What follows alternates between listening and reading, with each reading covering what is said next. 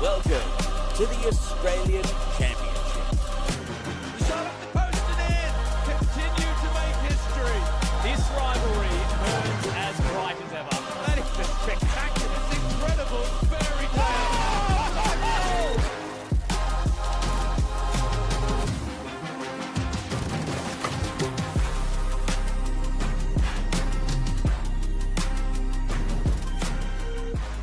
Two historic clubs with a modern age rivalry ready to reignite under the spotlight of the national stage. In the Australian Championship, they don't come much bigger than West's APIA against Sydney United. A duo linked by foundation club status, former NSL fame, and burgeoning state trophy cabinets, set to lock horns for the 110th time in 62 years, and the first in a new era. Leichhardt Oval, the setting for a Friday night blockbuster as round 2 of the Australian Championship kicks off with a bang and a special performance from violinist Evangeline Victoria.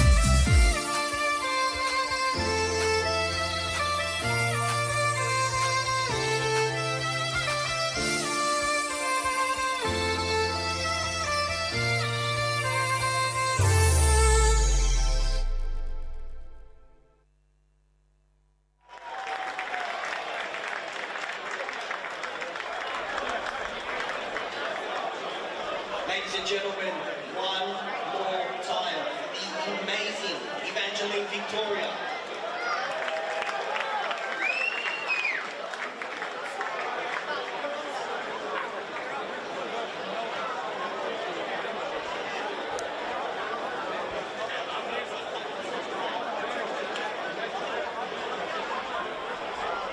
always knows how to put on a show. A superb performance, hopefully setting the scene for a superb game of football between two state greats with much in common. A shared state history, experience on the national stage, and where they differ was their start to life in Group D of the Australian Championship.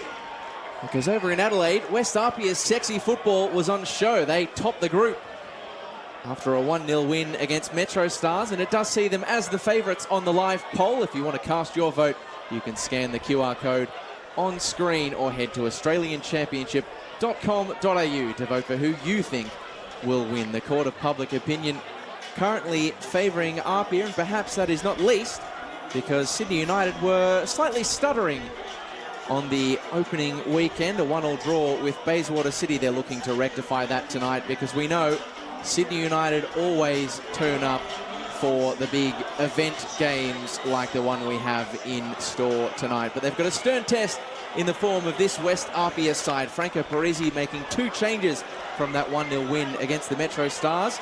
An eye-catching assist off the bench for Saya Kambiashi means he was undeniable for selection as a starter today. He replaces Rory Jordan, while in midfield, 4-cap Lebanese international Yahya El Kindi makes his starting debut for West APIA. Franco Farinella drops to a star-studded bench that scored a combined 40 goals this season. And for Sydney United, after sharing the spoils at Adenza Park last week, 3 tweaks to Ante Juric's 11. The first is injury enforced. Mario Chabot was forced off with a groin strain that is set to keep him out for a couple of weeks. Aiden Milicevic covers his spot in midfield. So it's a new look front 3 in attack. New signings Farah Coco from Manly, Mark Leonard from Western United, and the returning Kyle Cementi all make their first start since signing for the club. Just going through the final pre-match formalities here at Leichhardt Oval. These two sides meeting on the national stage here at this venue for the first time in quite some time. 33 years since their last national competition meeting in the NSL back in February 1992. Daniel Cook, the referee this evening. We've got an interstater from South Australia joining us today. And a fresh referee for APIA and Sydney United to contend with this evening. They were the two sides who welcomed NSL football to the 8th wonder of the world over 30 years ago.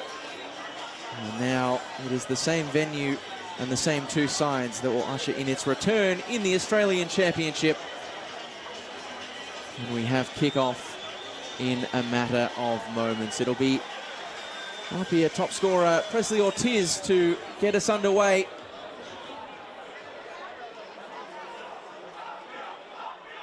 And 33 years and 335 days after these two sides christened this venue, welcomed it to football in the NSL.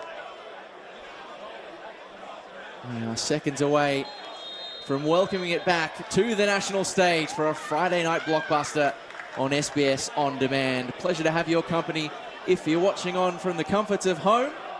And it's a pleasure to have the company in the commentary booth this evening of David Perkovich. David, welcome to you. This game is always one you circle on the New South Wales footballing calendar. And now the rest of Australia gets to see what this matchup is all about. Yeah, I expect APIA to start off this game as they finished off in Adelaide with a convincing performance there. They're going to try and pin Sydney United in their own half and really suffocate them in this match. That's what they'll look to do. Whereas Sydney United, obviously, there's a lot of changes to their lineup from the NPL squad. And I feel like they will grow into this competition, but they definitely need a better performance today, and that starts with leading the line with Cementi up front. So hopefully an improved performance, but it's going to be a cracking game. One of those new signings already making an impact inside the opening couple of seconds. Not quite the one he wanted, though. Farah Coco giving away the free kick to be taken by APIA's Japanese sensation, Saya Kambiashi. Back into the side, back on set-piece duties and bending in a right-footed in-swinger that's nodded into a dangerous area but cleared eventually by Sydney United. APIA starting off with possession at their national stage home, of course, usually playing at Lambert Park, not far from here on Marion Street, but it's a fitting venue for their return to national competition, and great to see on the hill, just coming into screen now, a decent travelling contingent of Sydney United supporters making the journey to Leichhardt Oval this evening. It's been a weird day of weather in Sydney, the inner west no exception. A hot day followed up by wind, a small storm and plenty of rain that you would imagine, David, will have to have some bearing on this competition, particularly given APIA's propensity to prefer to play with the football on the deck. Looks like a very, very windy day, windy evening in Sydney, just like it was last Friday in Melbourne with Sydney Olympic and visiting South Melbourne. It does have an impact on performance, that's for sure. And the wind on your back is definitely favouring the side. And then you always wonder as a captain or as a coach which way you should go if you win the toss, whether you should go with the wind or whether you should have the wind in the second half. But the threat is always that the wind may die off during the game. So it's a bit of a toss of a coin. And some of the first touches on the ball for New Sydney United signing Mark Leonard. And if you're an A-League watcher, opening night of that season, of course, this evening as well, you'll be familiar with the Leonard name. Of course, Dylan, his younger brother, playing and starring with Western United last season, now at Schalke. They shared the same club. Mark didn't get quite the same taste of senior football, only making a handful of appearances in the Australia Cup. And arrives in Sydney with a great goal-scoring record. It's VPL level, the second tier of state football in Victoria.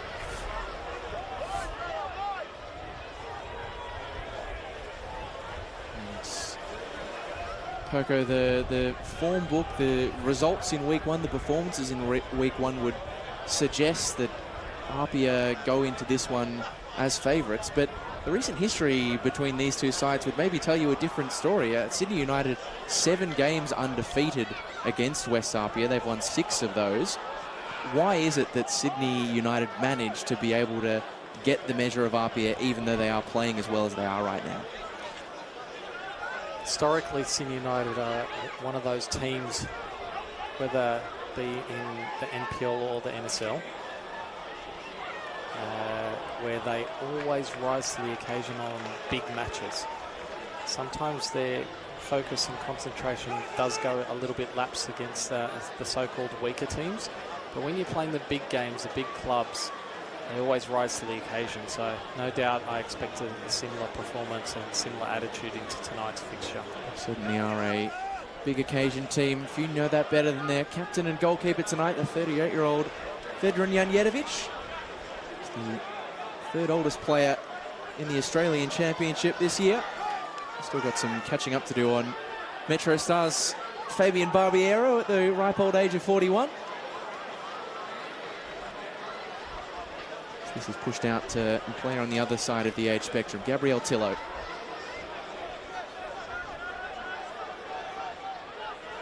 It'll be fascinating to see how Sydney United approach things in possession this evening. They found they're going pretty tough against a Bayswater City side who defensively stack numbers behind the ball. You imagine APIA this evening will press a little bit more aggressively than that. Yeah, given the cool night as well, it will definitely aid their will to press.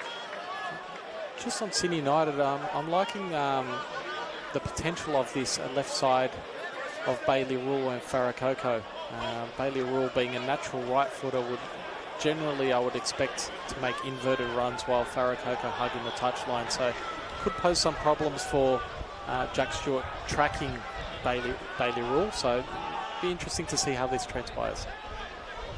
Great acquisition for the man you saw on your screen earlier, Ante Juric is Farah Coco, trying to show us what he can do that time around, but across comes the imposing central defensive presence of Drayden Kelly. His first season at West APIA couldn't have gone much better than it has so far. Of course, West APIA championship winners in the New South Wales NPL. Set himself a pre-season goal, Kelly, of 10 clean sheets this season. And 15 across the 30-game regular season in NPL New South Wales. He's smashed that, even if he has fallen victim to the commentator's curse a fraction there. No qualms, though, from Franco Parisi, who, if you're not familiar, is the textbook definition of a club legend. Nearly 300 games at APIA.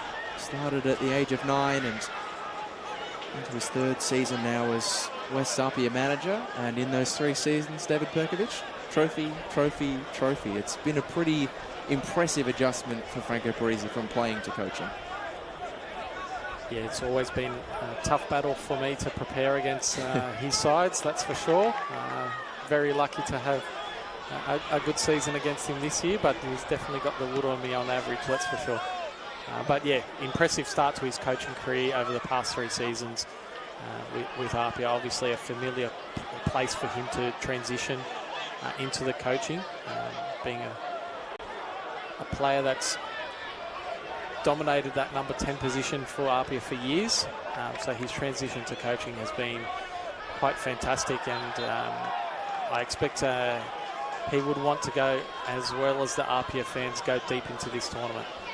So great was his dominance of that number 10 position that they have actually retired that number after the end of his playing days, which would be a pretty special player if you're retiring the number 10, but Franco Parisi worthy of that honour. Caspers looking it back to Cambiashi. Expect to see a lot of him on the football and all over the park this evening. Cameron Fong. Jack Stewart.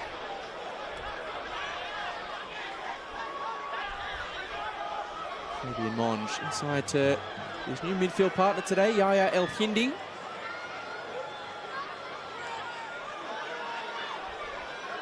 Stewart trying to find potentially a shooting angle or a pass across to a teammate. Cambiashi with a nice turn, but it's blocked by his Japanese compatriot Koya Nakano, and out of play without any danger to the goal of Sydney United.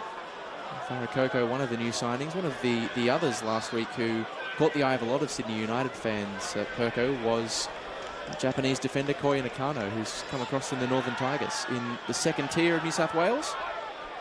Solid start from him, with those highlight reels dominating social media with his pirouettes in the field, which is rare you will find from a central defender. But he's that sort of central defender, isn't he? He's got that technical ability. Absolutely, definitely someone that's very, very comfortable in the ball, and if given the space, he'll drive into that and try to create numerical advantages in midfield with him carrying the ball.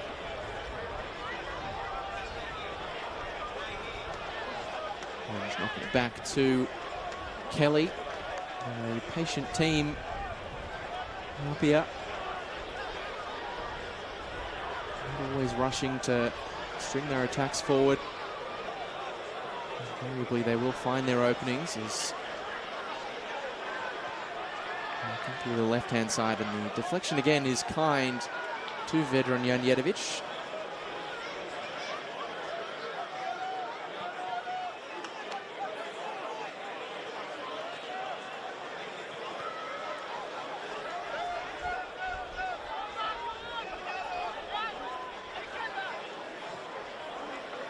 As we might have expected in the opening 10 minutes of this game, it is APIA who control it from a possession stake. No major chances for either side to speak of, but this is a game that over the years has traditionally produced goals in abundance. Close to 300 in their 109 head-to-head meetings. And an average of 3 a game, which David Perkovic, in 6 decades of head-to-head history, I could not believe the all-time record, 43 wins apiece for these two sides going into tonight. Crazy. It's set up for a beautiful night to see who edges. Hopefully we can find a winner tonight. So someone's going to get their nose in front, hopefully. And but yeah, a fantastic battle between two greats of national and local football. So it'll be interesting to see what Sydney United do on these free kicks. So hopefully get their noses in front on tonight's score list, and also hopefully leading for them and their supporters, get their noses in front in that match-to-match. And if you're new to Leichhardt Oval, you just heard the sound of a plane overhead, a popular flight path passing over the top of this inner west venue.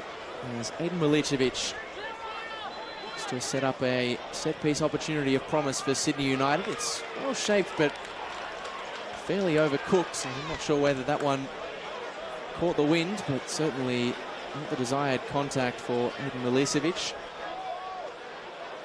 Something for Ante Juric and his assistant Thomas Whiteside to ponder.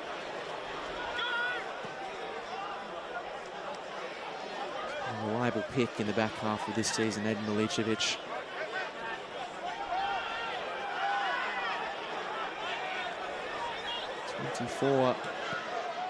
The last 25 games Sydney United have played, he's found his way onto the starting lineup, either in the centre of midfield as he is today or in the front three. I liked how Sydney United pressed off that goal kick, really trying to assert themselves into APIA's half. And I expect that tactic to continue, especially whilst they got the wind on their backs. So definitely make it very, very difficult to hit it long for Kalutz. This one opens up for Monge, but his pass not the best, and easy pickings in the end for Tillo. Sydney United just trying to move things a bit too hot and heavy on the break, so APIA win it back just as swiftly as they lost it.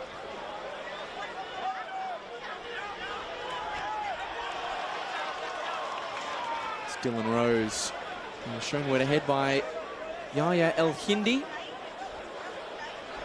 Lebanese international returned to Australia this year. As that one's picked off by Cementi. Leonard couldn't collect on the turn, and Kalutz able to clear.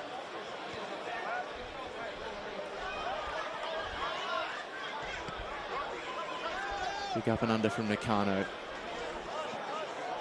Leonard, that's the initial phase, but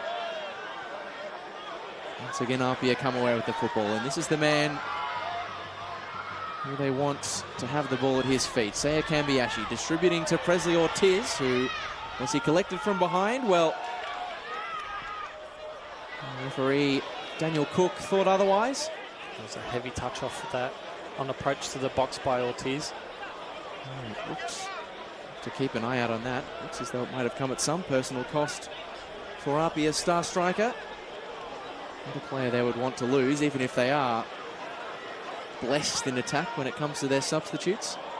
Stewart. It's a well-intentioned ball, and it's been made to work by Ortiz. Farakoko is dropping very deep to assist his fullback so far early in this. Feels as though Sydney United are fairly wise to the danger that APIA pose in those wide areas. And if you can notice here, Kambayashi, whose starting position is normally wide on the left, but in that last phase of play, and he's just casually going back to that left-hand side now, but he creates problems because he wanders around in midfield at times and really, really hard to track as he picks up the ball here near halfway and drives. And as if to prove your point, David Perkovic, here he is on the opposite flank now.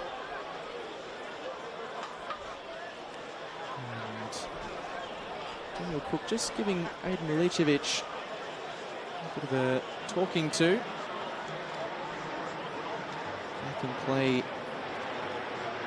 regardless. El Hindi with a hopeful ball through the central area. Farakoko. His ball similarly speculative. neither side really able to generate much in the way of coherence as the opening 20 minutes approach, and it's distributed wide to Kambiashi. Perhaps he could change that. Trying to find the right passing angle, and finds one in his captain, Sean Simmons, who heads to the byline.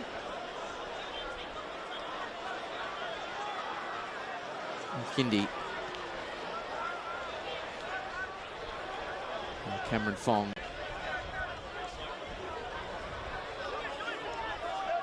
Established himself as a top-class fullback in this competition when he is fully fit. Staying fit has been the challenge for him. Injury hit 2025 since signing from St George City.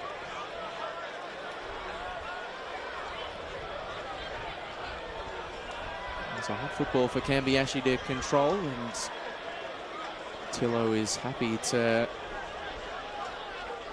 show the ball out for a throw. Kambiashi again. This time loses out to the weight of Sydney United numbers. It's a bit of a listless pass, but made to work brilliantly by Farakoko. And now Sydney United have some space to work with. Cementi distributing for Bailey Rule. Across comes Kelly. Rule forced into a retreat. Good defending by the Canadian.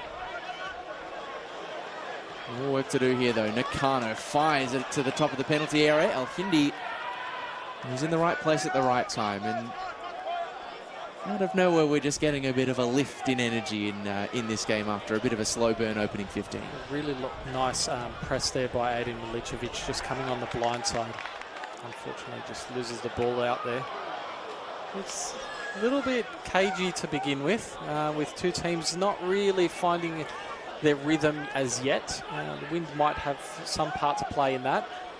But as the game progresses, expect both teams to settle a little bit more and find that extra one or two passes before trying to commit too much forwards too early in the phase of play. Sydney United, traditionally slow starters this season, only 2 goals scored in the opening 15 minutes of matches. It is a sizable pitch, this one at Leichhardt Oval. Certainly larger than Lambert Park, where APIA are used to playing. As Fong and Jack Stewart are able to link up. That's a nicely shaped cross from Stewart, but side-footed away by Tomowich. El Hindi, a laboured first touch. And keeps it alive at the second effort.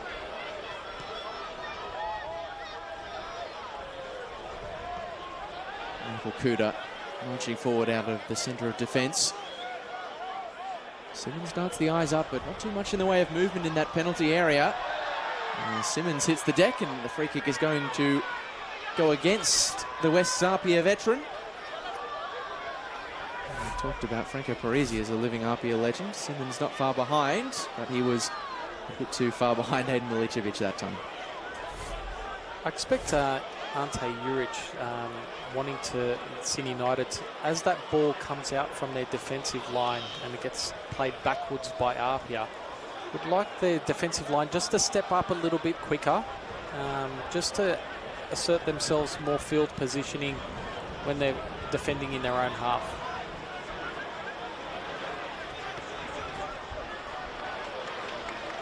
Just offline from Jack Stewart.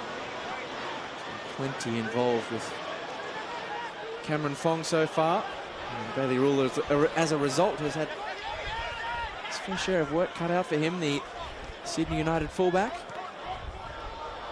Ortiz. Kambiashi making a run over his shoulder. And that is where the ball travels. Kambiashi cutting it back. Is there a shooting opportunity at the end of this? There's not. Simmons.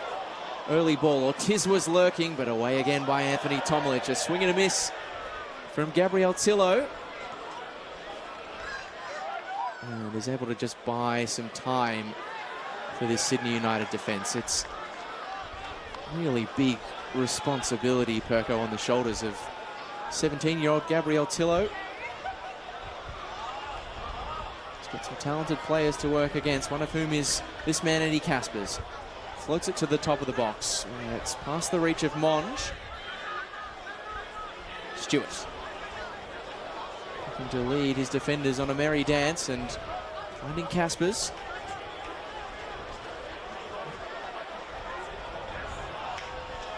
And Kambiashi, his first touch just took the ball too far away from him. A wry smile on the face of a talented Japanese attacker.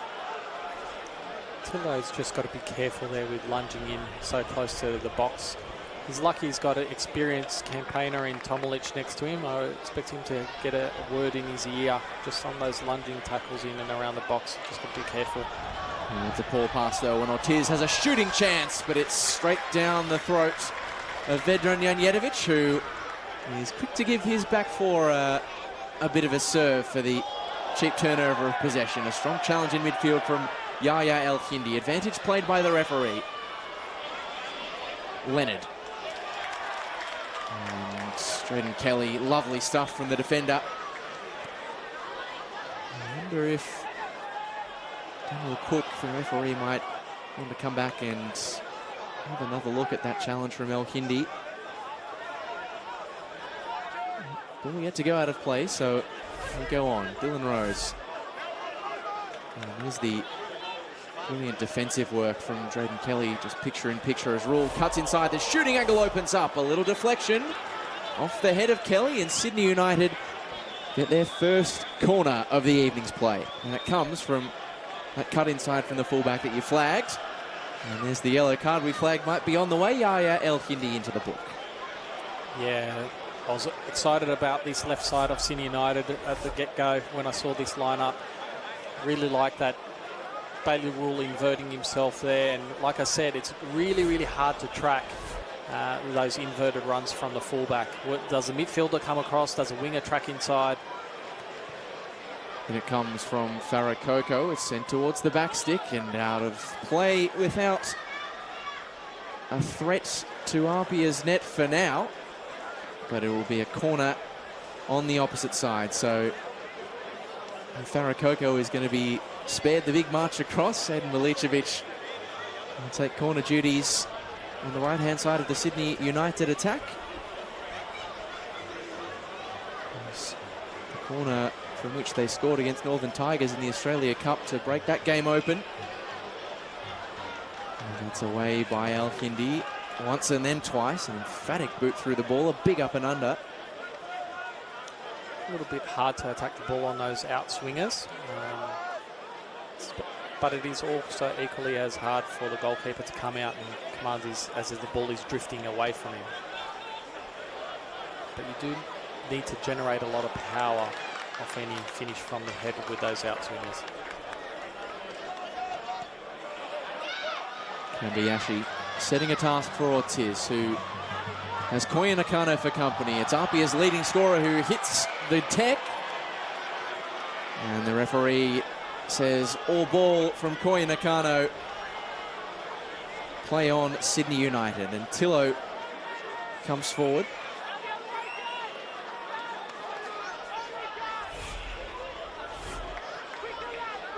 And just another look at that challenge. That all looks pretty above board to me, Perko. Yeah, just holds his ground well. Nakano there, and Ortiz just runs into him.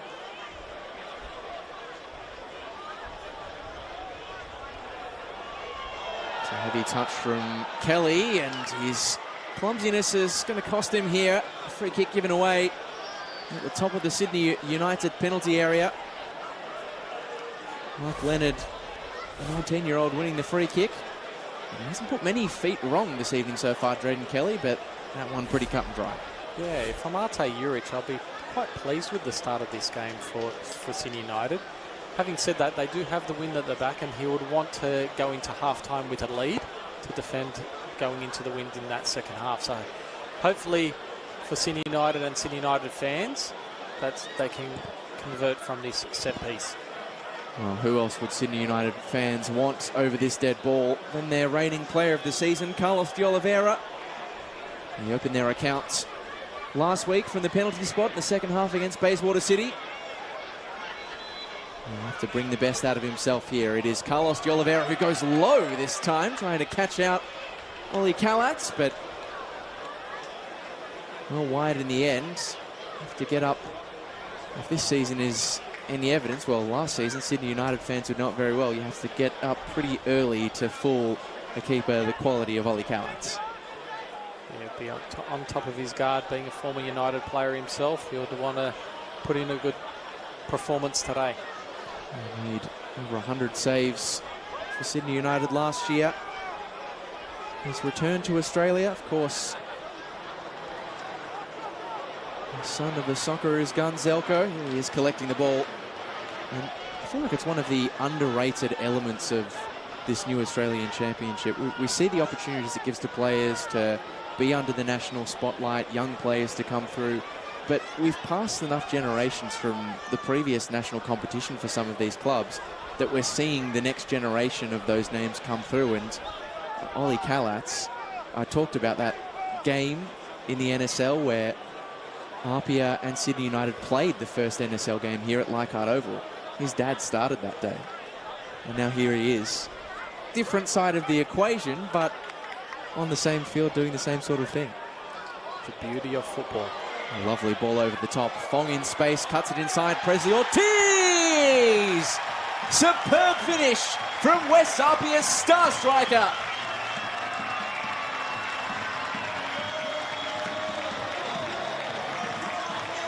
And it is the reigning champions of New South Wales who pop the cork on Friday Night Football in New South Wales. And no surprise that it is Presley Ortiz, the man who gets it done. Yeah, the ball over the top has done Sydney United here. Nice pass from Fong inside the box, finding Ortiz. And Ortiz on the turn, a solid finish in that near post. Does a lovely turn here and a fantastic finish with his left foot. APIA haven't had many moments in this first half, but their first chance for Ortiz, or the second chance on goal here, puts the second one in the back of the net. Sydney United will be very, very disappointed because they probably had the play in the last 5 or 10 minutes or so. They need to respond, hopefully quickly for their sake and their fans. 21 goals in all competitions in 2025 now for Presley Ortiz. And as good of a goal scorer as he has been this season, sometimes a goal record in the big games against the big teams in this competition can be a little lighter, but he's put paid to that tonight with a big goal against one of West APIA's big New South Wales rivals. I guess that settled them to turn on the style here. Jack Stewart's cross shown out by Farakoko. And the quirk of that goal, Perko, is that it probably came at a period where Sydney United were having their best patch. And now APIA are looking to add insult to opening the scoring. And Hindi to Drayden Kelly. Fired forward by Kuta, well controlled by Fong.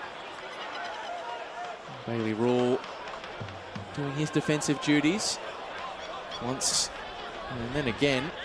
John Rivera, it was the right intention, the line breaker, but just past the reach of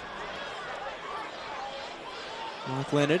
As you can see, Kambayashi's come off his wing again. He's joined the other side with Jack Stewart. West APIA's Mr. Everywhere.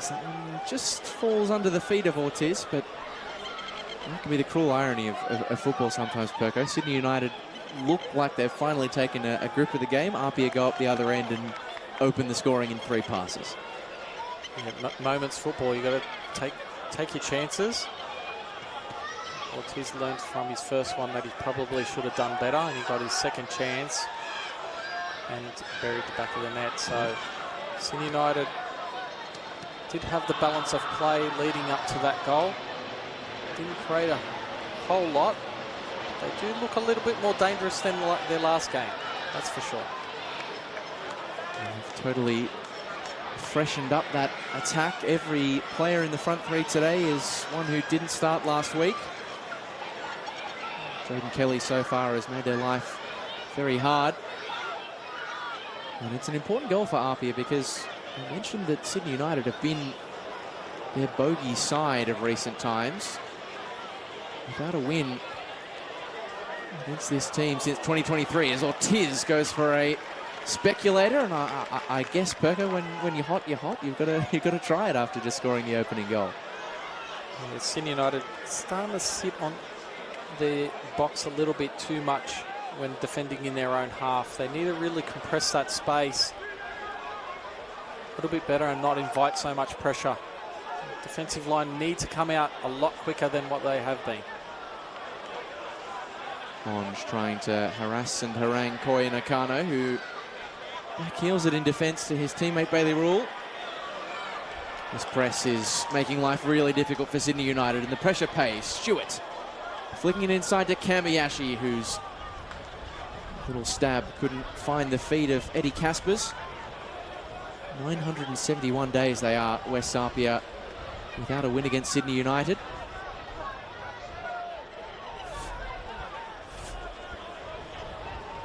So we'll get to take another look at what has so far been an effervescent press from APIA. Kamiyashi pass blocked by De Oliveira.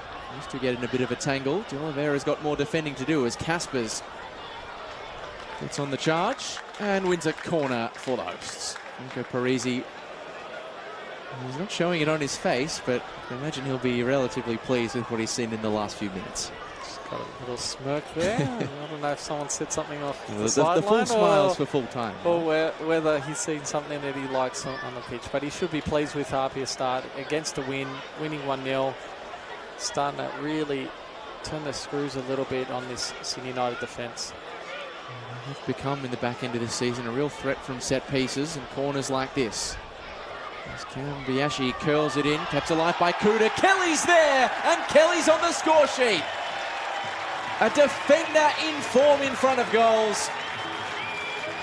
And APIA's recent set-piece prowess coming to the fore again,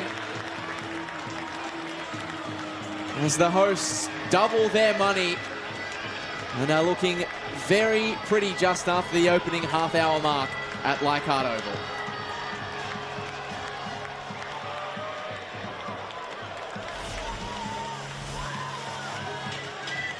Here is the set-piece prowess, David Perkovic, on full display. Yeah, poor marking there with Kuda getting a free header to get it back into the dangerous areas, and then Kelly was first on the spot. They really need to deal with that first ball into the box better, Sydney United. That would have definitely prevented that opportunity coming back into the box for Kelly to score. But fantastic from APIA. Good rehearsed move, getting the free man at the back post and exploiting Kelly's prowess in the 6-yard box. He was already doing some great stuff in defence in this game. Now he has a goal to show for his efforts as well. And it's a goal-scoring streak that has been worth its weight in gold for APIA at the back end of this season.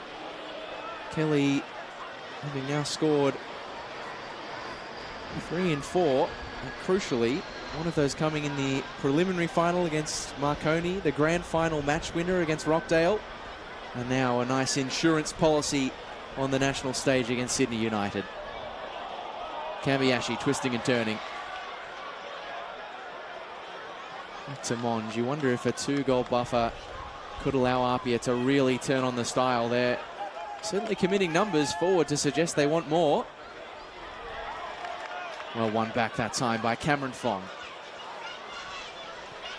I spoke to Franco Parisi earlier today and asked him about the Sydney United hoodoo that his team have got, and he said, well, they've made so many signings for this Australian Championship, 8 new players, and lost a fair share of experience. If we're going to break the hoodoo, today is as good a time as any before they learn more about how we play, because let's not forget, David Perkovic, the Champions League style group stage format, these two teams in Group D, means they're going to play each other again in 3 weeks' time. Yeah, really worried about Sydney United here, the last 10 minutes of this first half. They've got a lot of young players in this starting lineup, with 2 players only being over 25, 2 outfield players only being over 25. So a lot of inexperience here. They really need to, Janjetovic really needs to, as the captain, really get behind his players and get through to the halftime. Hopefully can get a response on the scoreboard as well. Many happy APIA fans in the Leichhardt Oval stands. But it's in the penalty area where Daniel Cook has a bit of sorting out to do between Messrs. Cementi, Leonard El-Hindi and Kuta. I'm not surprised that Sydney United are marking Michael Kuta tightly now. His assist for the second goal. As we await Cambiashi's corner, not his best, and turned away at the front post by Carlos de Oliveira.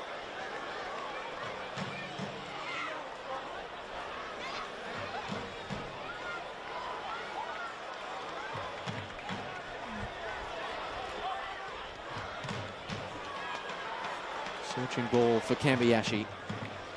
Wonderfully controlled in the night air. And now Monch forward. Janjetovic well off his line. And Tillo does enough to get his body in the way. Picked off, though, by Ortiz. It was a rather messy sequence. Doesn't dampen the enthusiasm of those in the Leichhardt Oval grandstand, though, that's for sure. Maybe a slightly different story for some of the Sydney United supporters on the far side we can see in the background.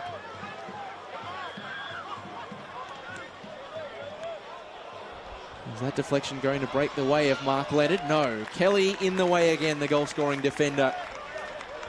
Standing up to be counted. It's the first time in a while that Sydney United have possession in the final third of APIA's defence. I'll be hoping to get some sustained possession in this area of the field. Try to pin and build some pressure against the APIA defence. They need to string a few more passes together. Get those combinations going to free up those attacking front three of Cementi, Farakoko and Leonard or Milicevic, whichever rolls out to the winger side. We need to get those guys combining to create some more problems for the APIA's defensive line and Colours. I think if I'm understanding correctly, this set two that emerged in the penalty area there was just rising from the fact that Yaya El-Hindi, who of course is on a card, kicked the ball away there. I think Daniel Cook maybe just showing a bit of lenience towards the Lebanese international that time around. Let's take another look. I think it was probably incidental, the first one. The second one, maybe not so much. Or at all.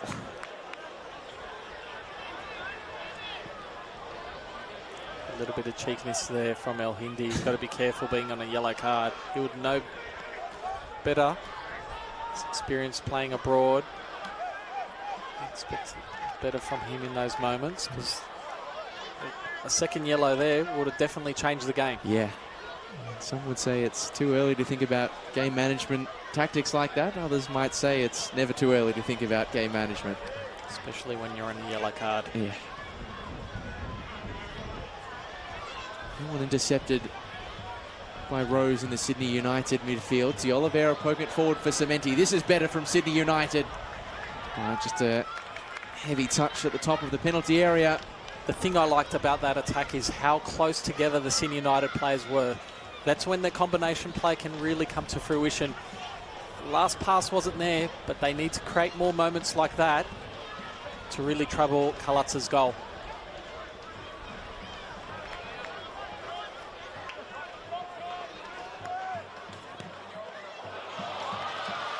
Lovely pass forward for Jack Stewart, who's round one and then two defenders. Jack Stewart!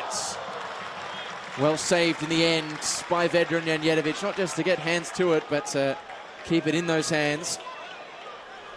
Jack Stewart doesn't half mind a goal against Sydney United.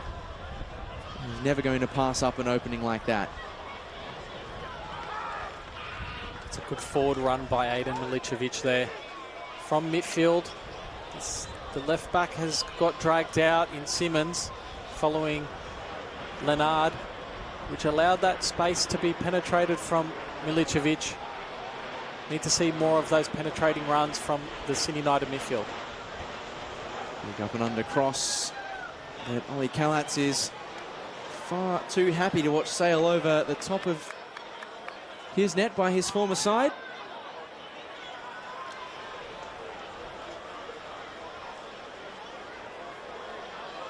Jack Stewart, 5 goals in NPL New South Wales football against Sydney United in years gone by. He's a player who knows how to find the back of the net at the best of times, but especially against this particular opponent. A bit of a dry spell though for the winger. 9 games since his last troubling of the scorer's sheet. I'd imagine he might get a few chances to put that right this evening. But Sydney United starting to re-find their footing in this fixture.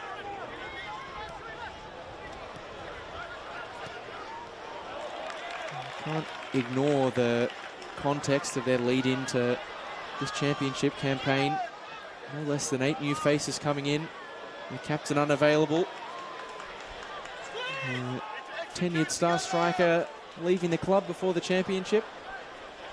Nate Juric acknowledged that it's going to take a bit of time, and it does feel like in the first couple of games, Perko, or game and a half, that we are still seeing a few signs that this is, particularly in those midfield and attacking lines, players who are still learning to sing from the same hymn sheet. A lot of new players into this starting lineup from their NPL side. To develop that chemistry, you need time on the field. And whilst the combination play has improved, in my opinion, from the previous game, in both boxes need to be a little bit more clinical, both defensively and offensively, to trouble this APIA side. Tillo breaks the lines wonderfully. Leonard's turn was good initially. The loose ball always favouring the West APIA goalkeeper. But we're getting flashes. We're getting flashes now from United.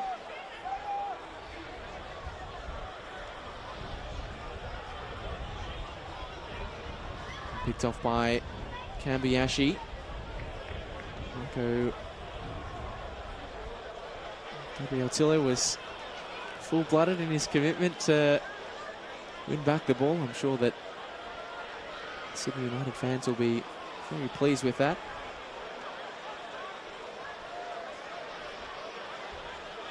I mentioned he is the 3rd youngest player in the championship squads for 2025. Could potentially get our chance to see the youngest this evening. 16-year-old Max Court sitting on the bench for APIA Leichhardt tonight. And he's going to have to get in line, because that is a bench that includes players who in many other teams in this league would be walk-up starters. As APIA look to break away, a third before the break would make this an uphill battle.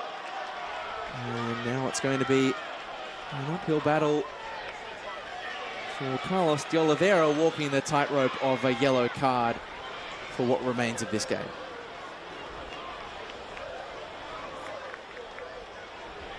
An additional minutes added onto the match by Matt Staples.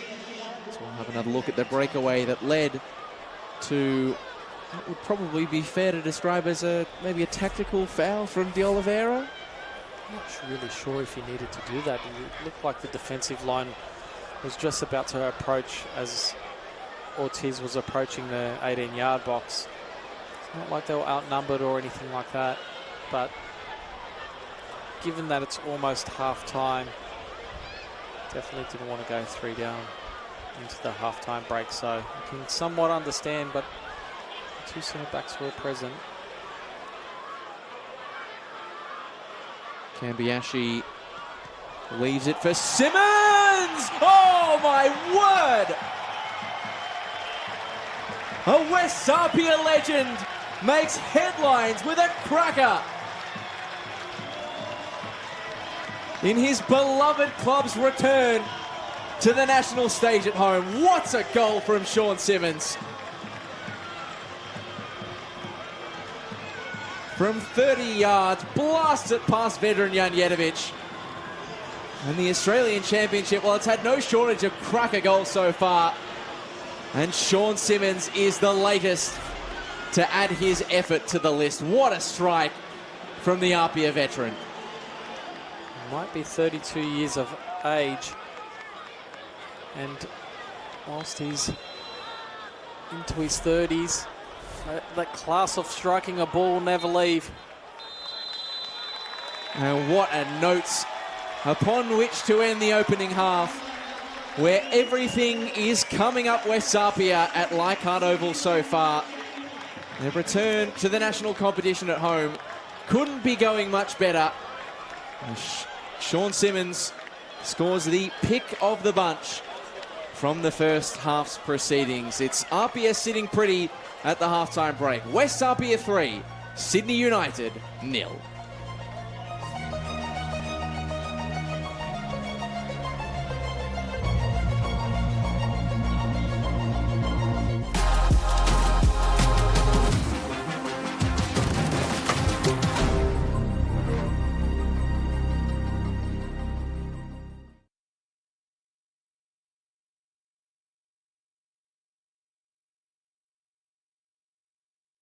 West's APIA, the new name for a re-emerging football power.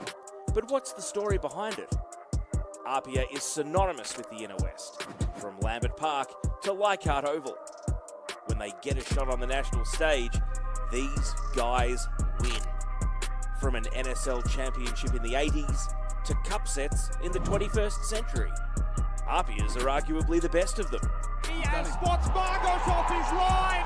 It's an absolute stunner from Tynan Diaz. So the West's APIA name is about buying in for a bright future, continuing the legacy that's seen so much success. Tips the ball again, APIA. Sakia getting around his man. Oh, it's two! A thunderous finish! And there's been a space cleared in the Joe Marston Pavilion for what the club hopes will be its next trophy. The trophy handed out for winning the Australian Championship.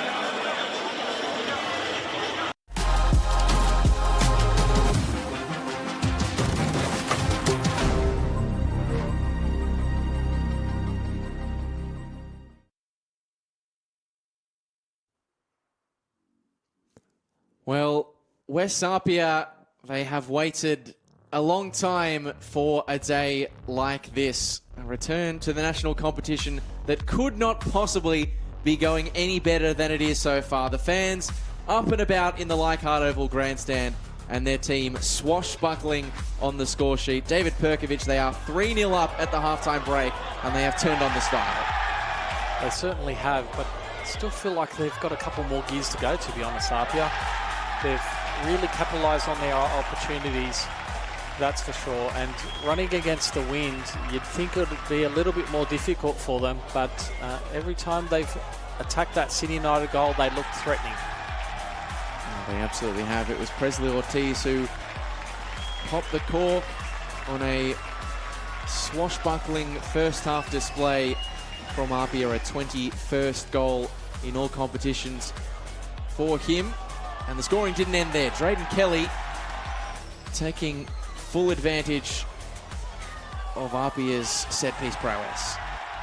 Yeah, Kuda getting free on that back post. Didn't see if there was a block on him, block on a Sydney United player for Kuda to get free, but nevertheless he got free at that back post, put it back in the mixer, and Drayden Kelly did the rest. More smiles on the West APIA bench. Little did they know that APIA, their side had saved the best till last. Sean Simmons, an APIA legend through and through, uncorking the genie from 30 yards. That is about as sweet as you can hope to hit it from a dead ball. Class never leaves. Fantastic strike on goal. And we can see APIA's dominance of the scoreline reflected in that stat sheet. 9 shots to 2 in favour of the hosts, and that shots on target count, damning one. Plenty of work for Ante Juric to do to get this attack firing, because it's now a number of halves, both in the first game and in the second game, where they're not testing the keeper enough. Yeah, and worryingly in this game, obviously conceding 3 goals in the first half is definitely a concern for Ante Juric. He'll need to really readjust things, not necessarily in substitutions, but tactically he needs to address that defensive line. Just inviting a little bit as a unit, they're inviting a little bit too much pressure onto their own box. Need to really get more pressure on the ball. Plenty of work for Sydney United to do in the second half. A big round to come, but first let's take a look back at the week that was round 1 of the Australian Championship. Introduction into New South Wales NPL. It's a long-range try that comes in, and we have liftoff in the Australian Championship as Ali Orgler marks his debut for Sydney Olympic. The pressure again was epic. It didn't quite work.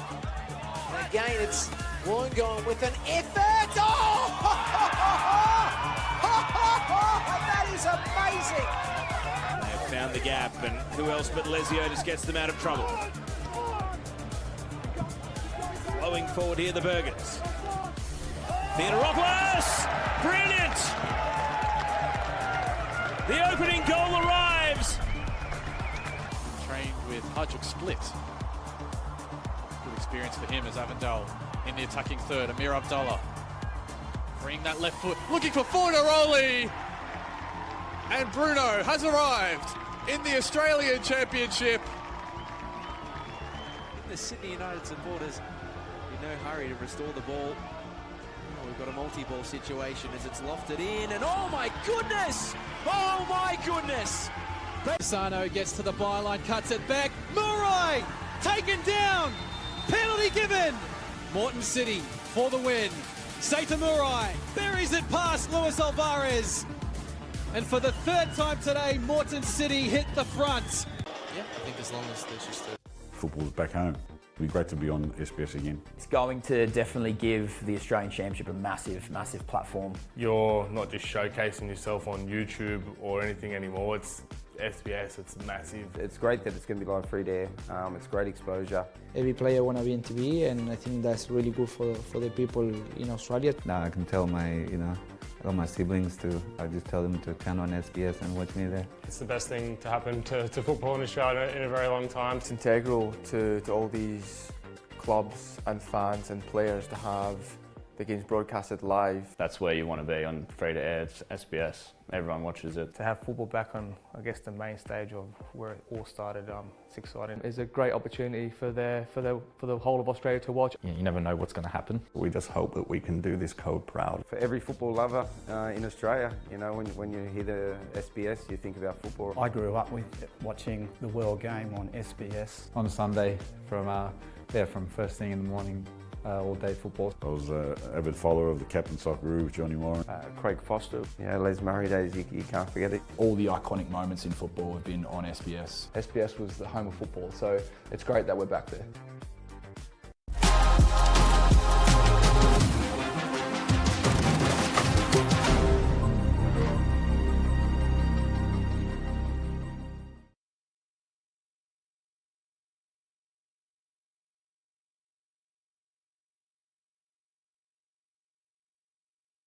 Who's the next star in the Socceroo incubator at Adenza Park? there's no honour roll quite like the one at Sydney United. Arnold, Bosnich, Trelina, Jedinak, Kalatz, Slater, Strilic, Popovic, among so many more. And 1-0 to Sydney United. The goal scorer, the captain, Tony Popovic.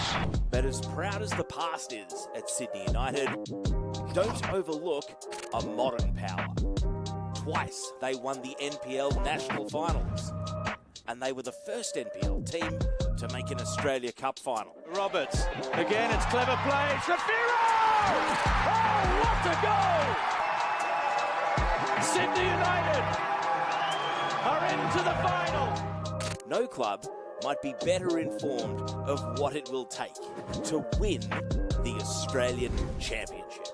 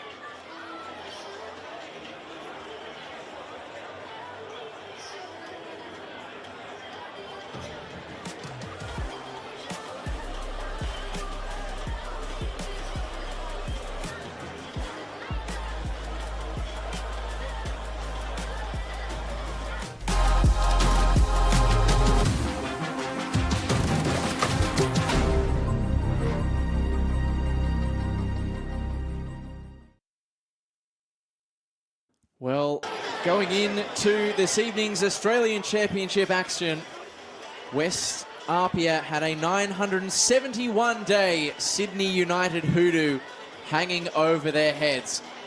As things stand, they are set to commit that to distant memory.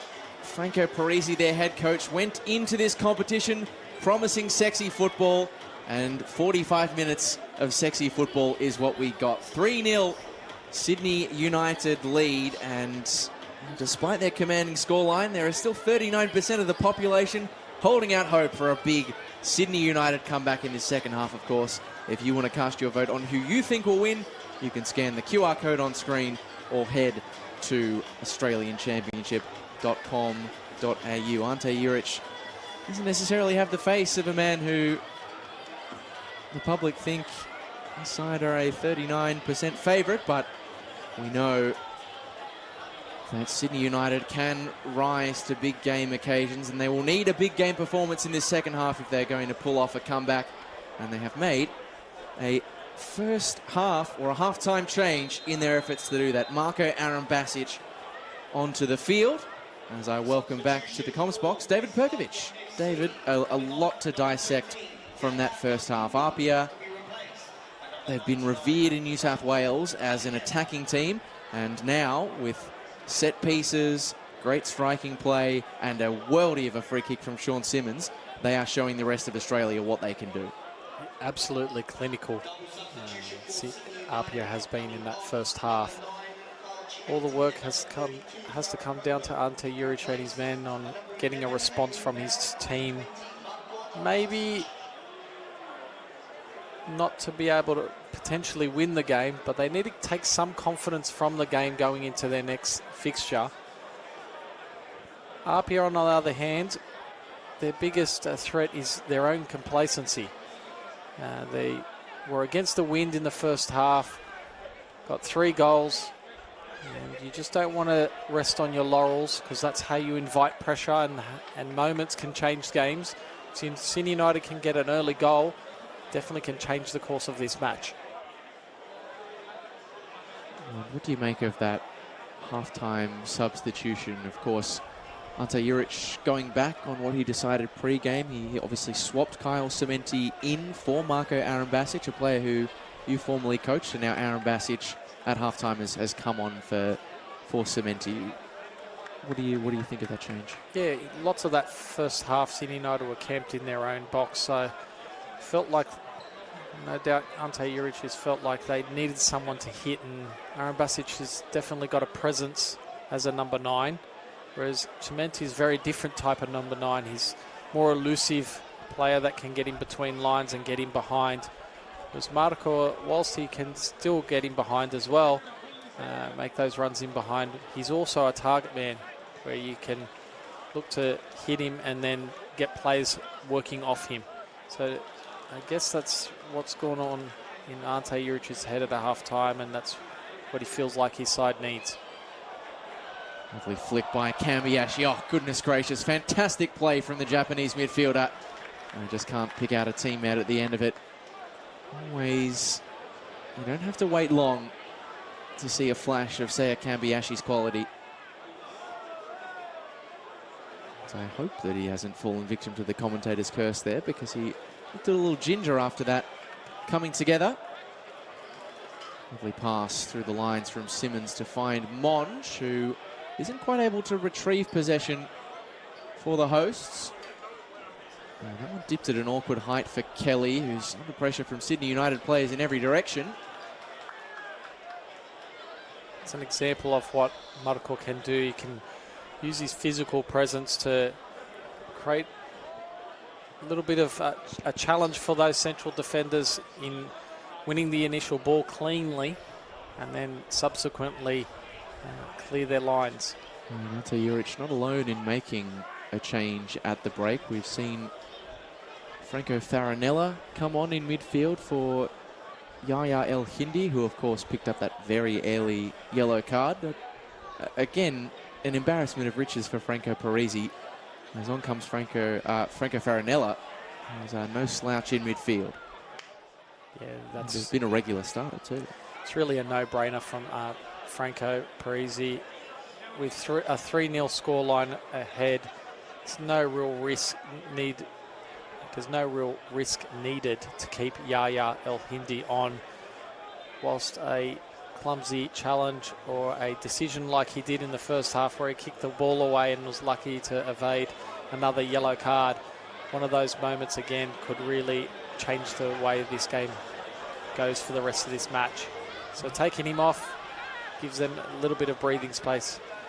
And the final bit of housekeeping, Eric Moe has come on the left-hand side of the Sydney United attack, replacing Farakoko. Lovely flick. Beautiful stuff from Ortiz. Now Simmons with a bit of space to work with, and he's going to go it alone as well, Sean Simmons. After the quality of goal that he scored in the first half, it's not an effort on goal that we can begrudge. The experienced fullback, of course, played in the attacking positions in his earlier playing days. Here he is again.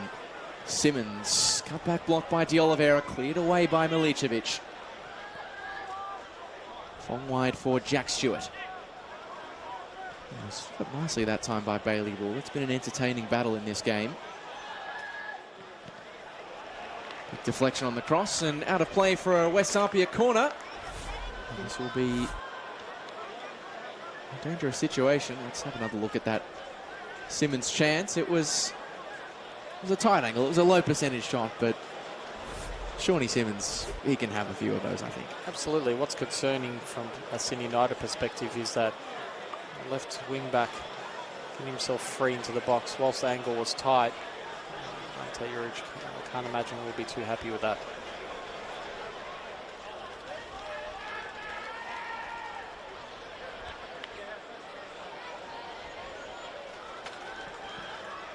And it comes from Simmons. Kuda was the player attacking it. Caspers didn't catch it.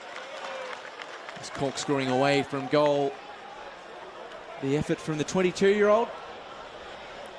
1/3 of a pretty famous footballing family in New South Wales. Of course, his sisters both playing in the A-League women's competition. Maddie and Holly on opposite sides of the Sydney Derby divide.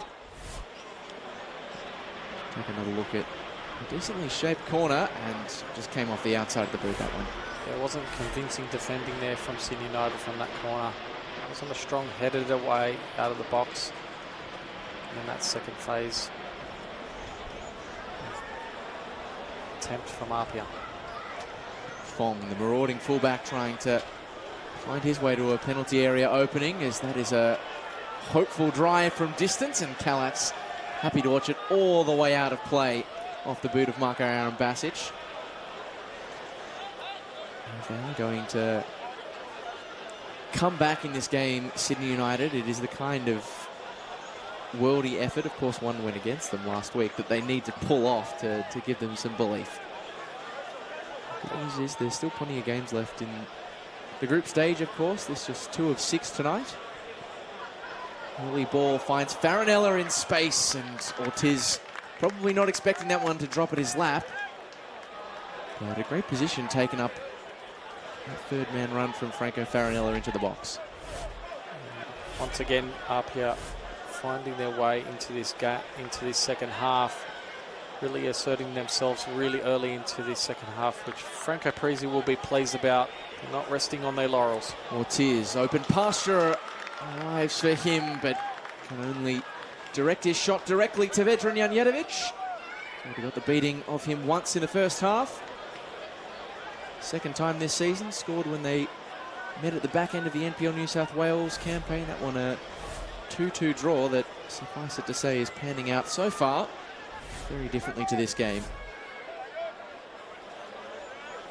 APIA in a rich vein of form at the moment. 6 wins on the spin, just 1 goal conceded in that stretch. Looking pretty tight at the back tonight. Is this a chance for Sydney United to change that? Tillo has gotten the better of by his opposite number in Seiya Kambayashi. And the West APIA Brains Trust have no qualms with what they've seen thus far. Probably already thinking about substitutions to rest key players to this lineup. They've had a very long season going deep into the Australia Cup as well, so no doubt they'll be thinking of fatigue.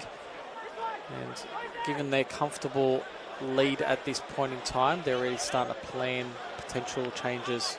These two sides have played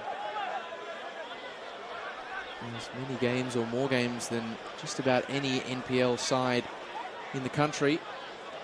This evening's fixture, the 41st in all competitions. One just out of play and past the reach of Bailey Rule. As both of them we saw on the national stage earlier this year in the Australia Cup. APIA beating Melbourne City at this venue Sydney United beating the Northern Tigers, also at this venue. Played a lot of football, and we did see Franco Parisi turn to his bench at a similar time last week against Metro Stars. And to great effect as Monge darts the eyes up, but there's not many options in the penalty area. Shorty heads for Stewart. His cross firmly struck, but only into a white shirt of Sydney United. And Farinella giving away the free kick as De Oliveira led with the head, but he had a front row seat to it last week, Perko, when I think it was the 56th minute. APIA brought on 3 new players. 2 of them, importantly, Jordan Segredo and Saya Kambiashi, and it took, I think, 66 seconds for Jordan Segredo to find the scorer's sheet. Sydney United breakaway. Milicevic threads the needle for Ayuk Mo, who keeps it alive, cuts it back. But APIA body's in the way, and it's a half-hearted second attempt at the pass into the box from the returning Sydney United junior. He's come back from the Mariners Youth Academy.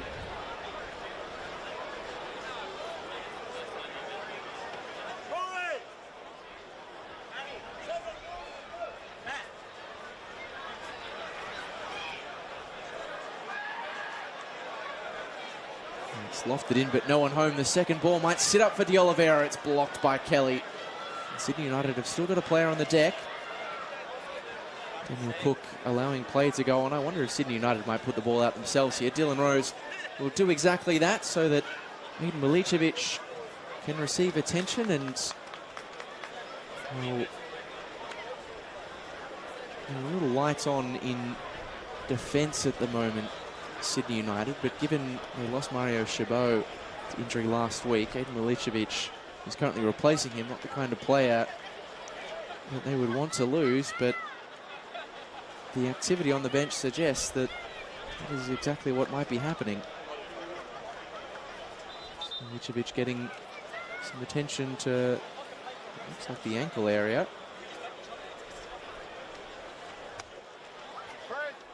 And that number raised on the board by Matt Staples. Aren't the Sydney United substitution that might be on the way. It's a double change for APIA. Let's take a look back at that little clip that upended Aiden Milicevic. Maybe to start on the Achilles. Off comes one of the 3 goal scorers in the first half, Presley Ortiz. Departing alongside Jack Stewart. And this is not the sight you want to see if you are Ante Juric. Rory Jordan and Jordan Segredo, the 2 Jordans coming in to the APIA attack. They're just rounding out the substitutions there. Aiden Milicevic's day is indeed done. Michael Krislovic is going to be one of the players who comes on alongside who I imagine will be the more accurate replacement for Milicevic in Michael Protezina, the 17-year-old. Mark Leonard, the other, who leaves the field. About the similar time last week where APIA changed their whole front 3. Just gone with the double in this occasion. Segredo coming off a positive return from injury with a goal last week. He'll be buzzing at the bits to try and get on the score sheet once again.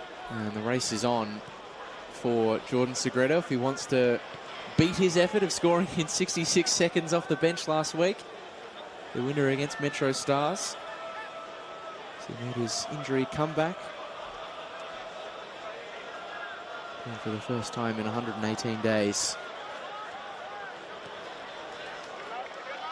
Need to see a little bit more of that mongrel in Sydney United to assert themselves back into this game. Need to be defending on the front foot.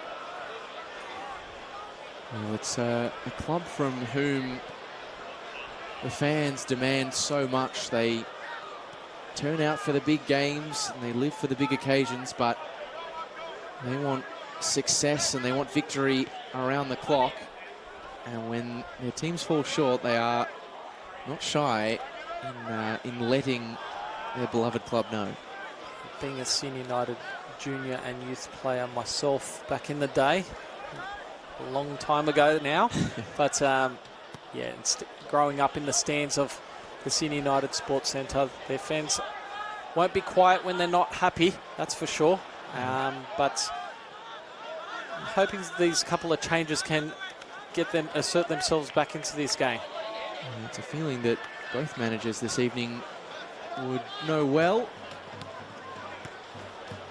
Many talk about Franco Parisi's long tenure at APIA, but so many remember his days at Sydney United in the final season of the NSL.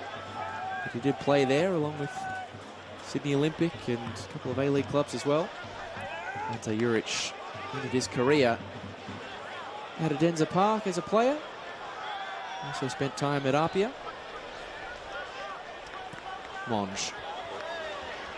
What a signing he's been, returning to the club from Melbourne Victory. And now Segredo looking to make another instant impact. It is Segredo teeing it up to the penalty spot. Sydney United bodies first to the football.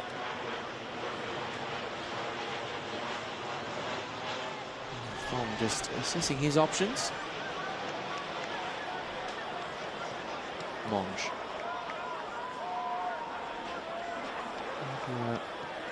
Still trying to keep up the tempo and speed that has led them to the 3-goal advantage upon which they currently sit, and has made Ante Juric's life very tricky indeed.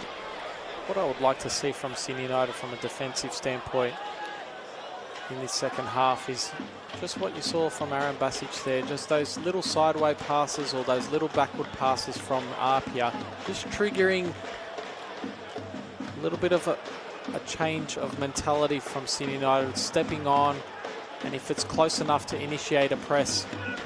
Some of those triggers are not being adhered to at this point in time or in this match so far, or very seldomly that is. Just need to be a little bit more assertive on that defensive side, and they could potentially swing the momentum shift back into their favour.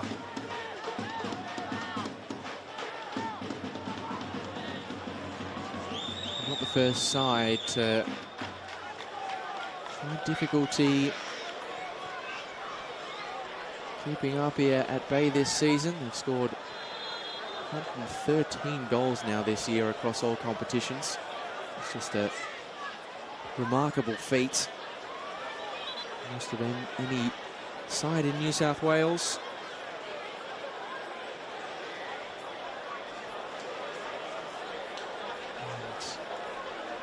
And we have seen plenty of the great things they have done going forward tonight. The defense is not too shabby either. They're looking to test that though as Krislovic flicks onto the crossbar. A chance out of nowhere for Sydney United. And so close to a very special moment for 21-year-old Michael Krislovic.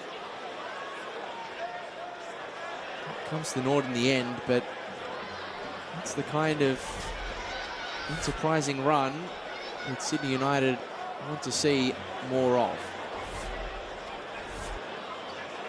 Definitely want to ask more questions of that APIA defence and Kalutzing goals. On the way back into this game.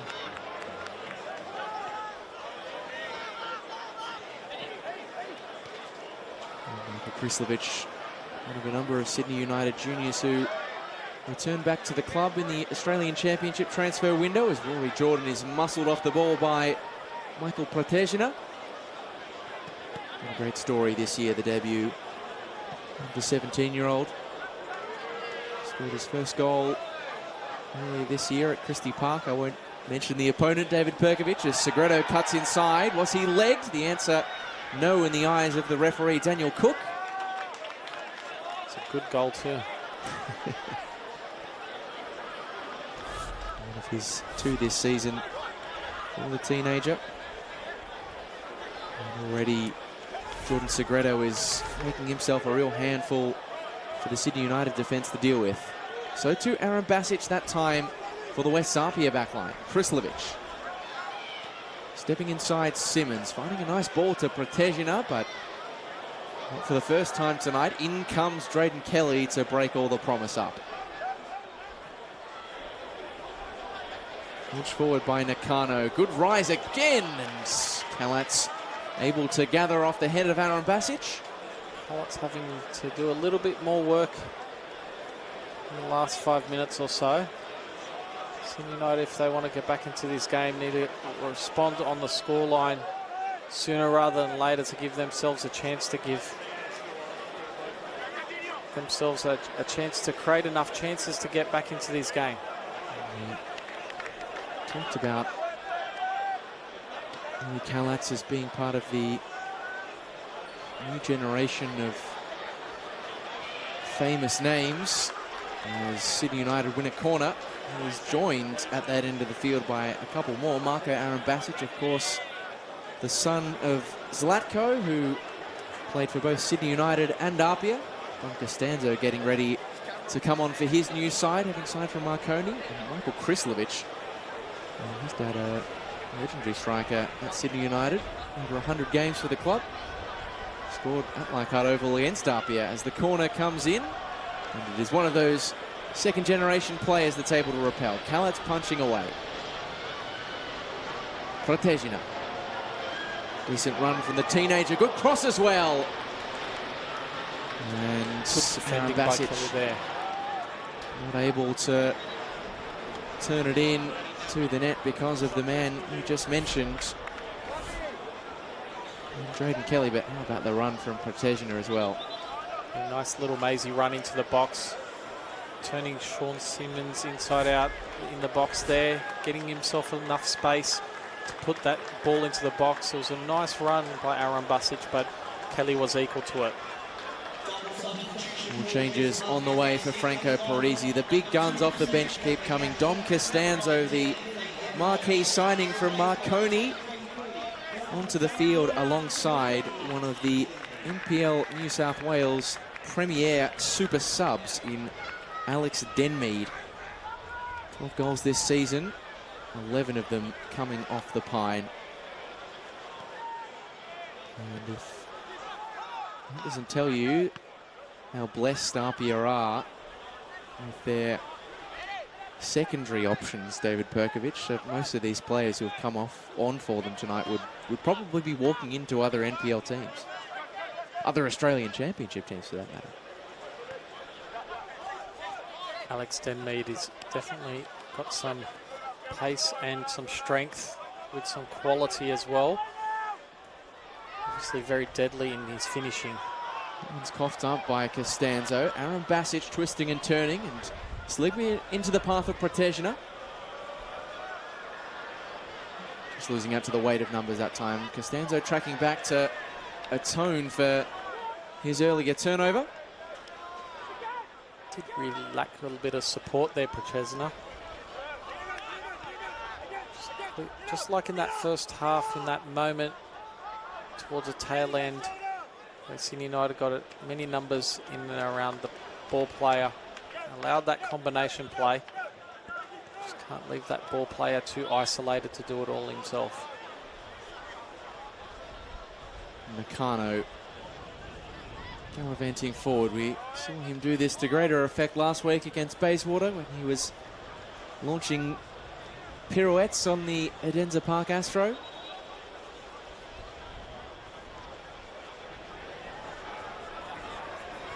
I haven't been able to pull one back on the score sheet as yet, much to the delight of these young APIA supporters. It's definitely been an improved second half display so far from Sydney United. They have given APIA a little bit more to think about. They have had a couple of chances on goal. Working Kalats once. We'll need to, and then obviously that ball into the box by Protezina, which Drayden Kelly had to deal with. So definitely been an improvement in that final third. Still need to break that 0 score line with a goal. Like I said, we're approaching the 70th minute. Start running out of time to get enough time to get a chase on this game, but they're getting a lot more fair of the share of the ball, which is a good start. So they'll be back at Edensor Park next week for what shapes as a tough battle with Metro Stars. It's a team that Franco Parisi is very high on. He said they're one of the top 5 teams in the championship in his view. As Gabriel Tillo goes into the book, he's not best pleased about it either. And APIA are going to be allowed to take that free kick quickly. And Cook pulling it back to the original side of the crime. Let's have another look at this. Tillo through the back of Farinella. Yellow card, the fair result. Coming through the back of his calf there. Was an easy decision there from the referee. Whether you get the ball or not, can't go through the player to achieve that. And it's going to have to be third time's the charm here for APIA. Twice they've tried to take the free kick quickly or short. Twice they've been denied. Can we get the measure of this delivery well? So obviously the wind is going to help it onto Janjetovic. Costanzo lifts it in and it's just past the reach of Segreto. If you are not familiar with Dom Costanzo, if you haven't been watching New South Wales football over the last few years, he's one of the best in this competition with those set-piece deliveries. Always have to prepare well against his set pieces. Puts him on the dime every single time. Spent the last 4 seasons with Marconi, the boy from South Australia, playing for the club where his dad used to strut around, Socceroo Angelo at Marconi. I think he quite enjoyed the trip back to South Australia last week. Nice family photo with the extended Costanzo family. Anthony Tomilich, senior head. Seems like APIA's gone into this game management mode now, being 3-0 comfortable leaders. Not really pressing as eagerly as they did in the first half. Sydney United are going to have to really do well to break this APIA defence. Which, in many respects, for Sydney United is not great news, because from what we've seen so far in the Australian Championship, where they tend to find struggle is when they are having to attack with opposition numbers behind the football. They want that space. They almost want APIA to press them so that they have the transitional opportunities available. And towards Segreto by Denmead, but always favouring the defenders that pass. I don't think too much of Alex Denmead so far, but if his exploits this year are anything to go by, doesn't need to be seen too many times on the ball to make an impact. Press comes back for the goal kick.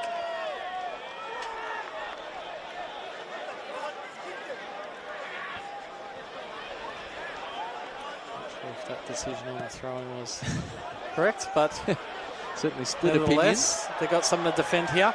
Ayuk Mo is going to be penalised for that push on Drayden Kelly, and he's going to be penalised by the referee, and he's going to see Drayden Kelly dish out some of his own form of punishment as well, just giving Ayuk Mo a bit of a shove.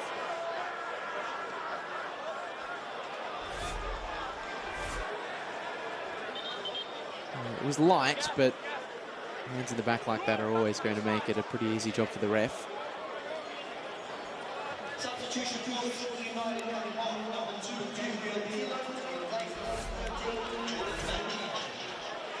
It's Gabriel Tillo, who of course went into the book a few minutes ago. It's been replaced by a player we've not seen on the park for Sydney United for some time, Jordan Ivancic, the 23-year-old. He's been at the club for the last over 7 years. It's his first appearance since the 30th of April, when he played in the Australia Cup preliminary rounds. Good to see a player who's been around at Enza Park for a while back out on the park tonight. Bailey Rule back onto his favoured side, that right side of defence.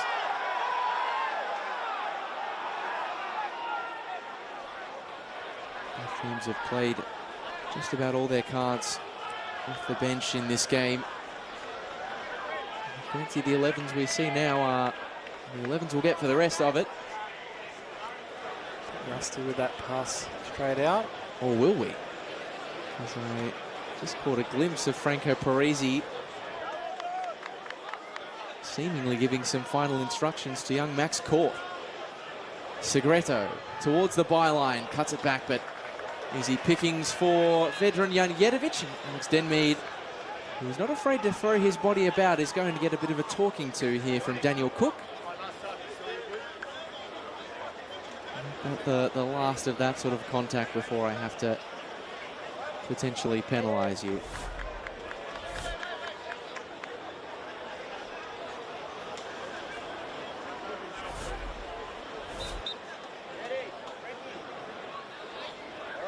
So we are going to see quite a special substitution here for West Apia at Leichhardt Oval. Eddie Caspers is going to come off after plenty of gut running in midfield. And he is going to be replaced by 16-year-old Max Court. And it's still early days in this competition, still plenty of history to be written. And Max Court early doors has written some because he's just become the youngest player in the Australian Championship so far. He's the only 2009 born player in the squads this year. And the 3 16-year-olds, his first season in the senior squad with West Apia. He's been with the club since the under-9s.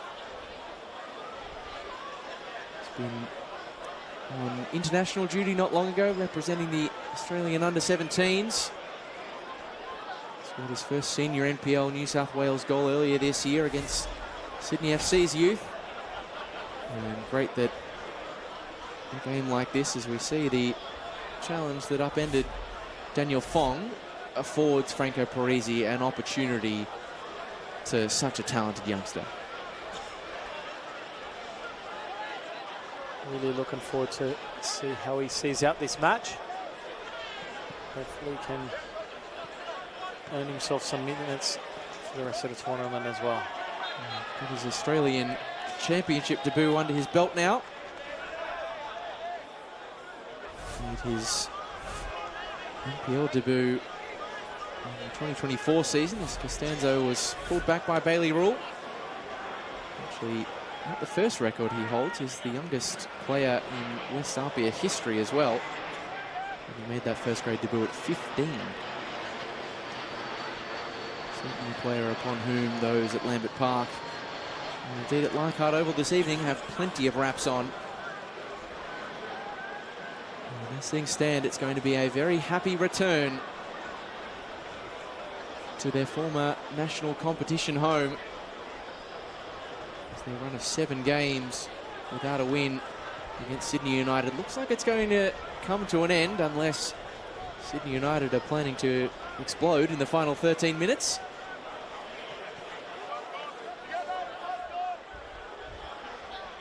It'll extend Apia's incredible run of form. 7 consecutive wins. And 2 losses in their last 18 games. Should this one hold to full time. Segreto has come across to the right with plenty of Sydney United defenders for company. Now Rory Jordan. Couldn't find the feet of Alex Denmead. Costanzo. Thanks for Sean Simmons. Patient play from West Apia. Jordan on Jordan crime there. Ivancic winning back from Rory Jordan. Forward by Pratejna. Oh, now Michael Kuda wants to get forward. Caught. And to Rory Jordan, returning the favour to Max Court. And the cross. Not the desired contact from the youngster, Dylan Rose. Really impressed with this phase of the game from Apia. Not allowing Sydney United much possession at all. Rory Jordan twisting and turning, and will that be a penalty for West Apia?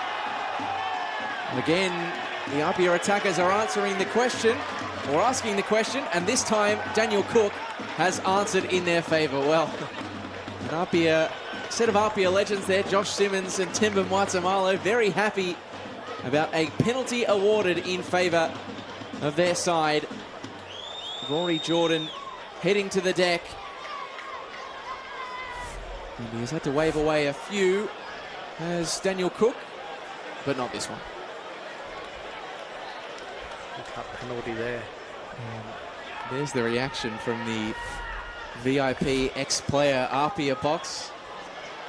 I saw Anthony Sparacino there as well. And it affords a golden opportunity for Dom Costanzo to open his APIA account. It's Costanzo. It's the icing on the cake for APIA. Dom Costanzo opens his account for his new club and in the Australian Championship. And they had a lot of tongues wagging going into this competition, and they are sending out a statement to the rest of the Australian Championship this evening with a 4-goal margin with 10 minutes still to play. It's been a very, very impressive performance from APIA in this game. Still 2 minutes to go, but just as teams sometimes come out in that second half with a 2 or 3 nil scoreline in front, rest on their laurels and allow the opposition creep back into the game, but not today. APIA have asserted themselves with excellent game management and still created enough opportunities into the opposition box to get that penalty. Costanzo classily made the most of it. Costanzo ran through the repertoire of different celebrations and hand gestures there. Sydney United have been able to hand another debut to another young player here. Noah Blazeka came on in the aftermath of that break. 22 years of age. Another one of their raft of championship signings from Adelaide Croatia Raiders.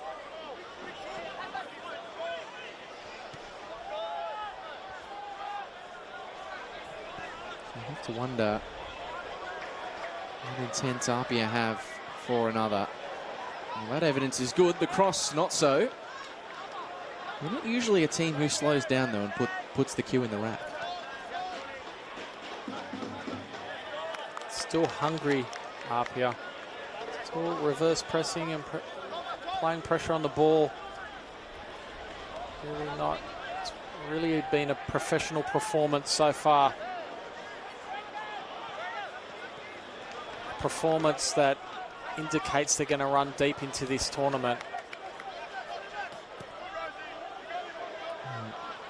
Sometimes you can be a victim of your own words, and I remember when I spoke to Ante Juric earlier this week, he said that hands down, in his view, West APIA have the best squad in the Australian Championship, and this evening's evidence would suggest that he was right, but probably not in the way that he wanted to be right. You can make the subs that APIA has done in these first 2 games. Really helps the team to assert themselves in the game, especially in that second half of that first round fixture against Metro Stars. They changed the whole front line to create something new against a tired defence. And today's just been a professional performance from the get-go. Been really clinical in the opposition box and defensively sound in their own. Certainly sent out a statement to the rest of the Australian Championship.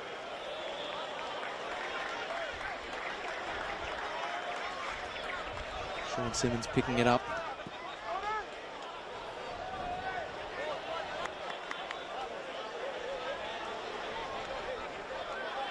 Over 250 appearances at APIA for Sean Simmons. This is his 28th game against Sydney United. That's how part of the furniture he is. Doesn't score often, particularly against this club, but when he has, they've been very important goals. An Australian Championship stunner this evening. My memory serves me correctly, the grand final winner against Sydney United in the NPL back in 2019. Quality contributor to New South Wales football for his club. Bailey Rawls' life very difficult this evening. He's made the Sydney United fans' life a pretty tough one tonight too. And we can't underestimate the tough trip that West APIA have got coming up as well next week. They'll make the long journey, the 4-hour flights to WA to take on Bayswater City in an all-Italian clash. They're second of Group D. Segretto streams forward, tries to push it forwards to Denmead, but it's well behind the West APIA striker. Mo collected. Easy decision for the referee. 5 minutes now. Standing between West APIA and their first home win in a national competition for 33 years. 231 days. And I dare say, Perko, given the stigma that sat around playing Sydney United, their recent torrid run of form against them, it may only be a group stage game, it may only be earlier in the championship, but I think they're going to enjoy this one quite a bit. I think Franco Parisi and his men will be looking at it holistically in the sense that they've built on that first performance against Metro Stars and put in a really convincing performance today, regardless of the opposition. Yeah, it's a new competition, something that they've set their eyes on to do very well. All indications are that they are looking to go very deep in this competition. And the evidence is there to see, especially today. 4 goals unanswered. I'll be looking forward to that next fixture. Playing in such great rhythm at the moment are APIA.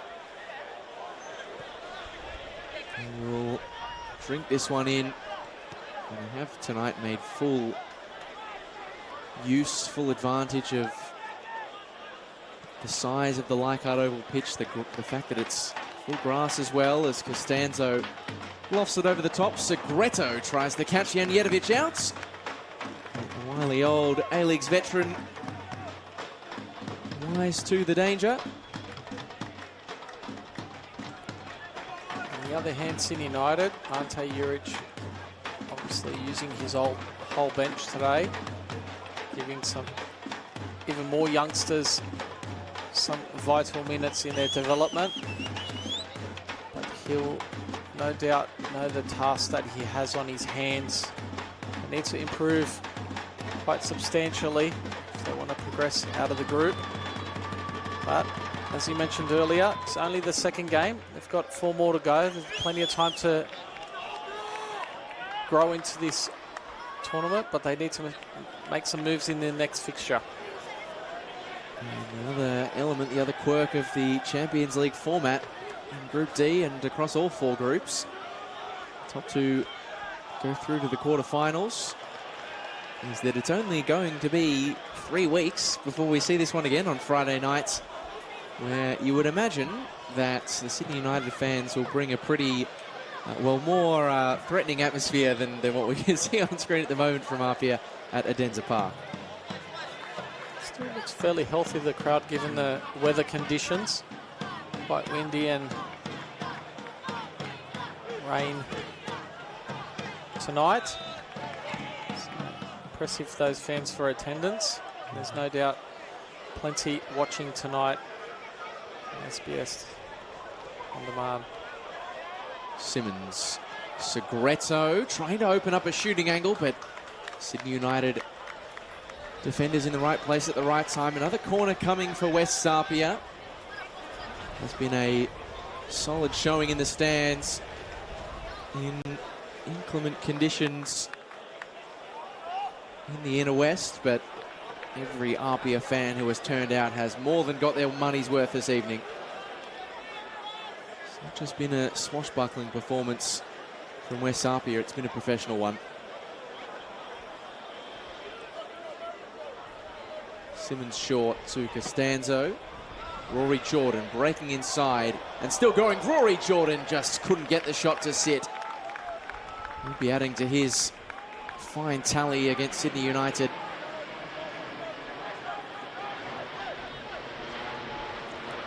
Outside of the free kick, they haven't been that interested in many shots from range, APIA, not least because I would imagine they have made light work of finding those opportunities inside the penalty area. Farinella, time and space in the centre circle, slides it to Costanzo. 5 minutes are going to be coming the way of this game at Leichhardt Oval. It's been a professional performance, as previously noted by West Apia tonight. Sean Simmons looks to lead his markers on a merry dance. Perhaps professional performance, no surprise when you hear about the kind of preparation Apia have been doing for this tournament. More on that later though, as Denmead breaks away. And it's a poor pass across. It allows Mo to head it off at the pass, and now Nakano, the central defender, is one of the furthest forward. It's it back to Mo, who touches it around Straydon Kelly. Is there a consolation prize? Well, Mo was legged, and it is going to be a penalty. So for the second time in as many weeks, Ayuk Mo comes off the bench and wins a spot kick for his side. Straydon Kelly hasn't done a lot wrong this evening, but Mo had him beaten for pace this time. And the contact, it looked at first watch, Perko, that it was there. Yeah, it all started with Nakano now moving into midfield since Blažević has come on into the heart of central defence. Playing that ball forwards to Mo. And Straydon Kelly's trailing leg just caught Mo. Good task on the shoulders. Really Kalatz. As Bailey Rule, his former teammate, steps up and Kalatz saves. Well, like father, like son, the Kalatz name steps up and delivers on the national stage at Leichhardt Oval. And it was put at a savable height for him by Bailey Rule, his former teammate. And he picked it, Perko. It's pointed in the direction. Knowing his old teammate, played those mind games with him and won. Well, everything is coming up Apia this evening. They are going to go points clear atop the Group D table by the end of the evening. Secure in that spot for a week at least. Sydney United with a deep free kick. Can they catch Kalatz out from remarkable range? Protezhina straight into the wall. He's very keen on keeping yet another clean sheet this season, Ollie Kalatz. He's got to psych you out as a penalty taker when the keeper's trying to double bluff you like that. So put it there, put it there. He did, and Kalatz read it all the way. As the penalty taker, just got to make a decision on where you want to go, and then Dylan Rose goes for it, but well dealt with by Kalatz. It's all about the execution after that. If you put it in the right spot and you put enough pace on it, no keeper's going to get there. We'll try and block all those mental games out of your psyche. But sometimes easier said than done. Certainly is, especially when coming up against a keeper with the confidence of Ollie Kalatz. Here is Rule on the run, sliding it towards Aaron Basic, but again the keeper favoured.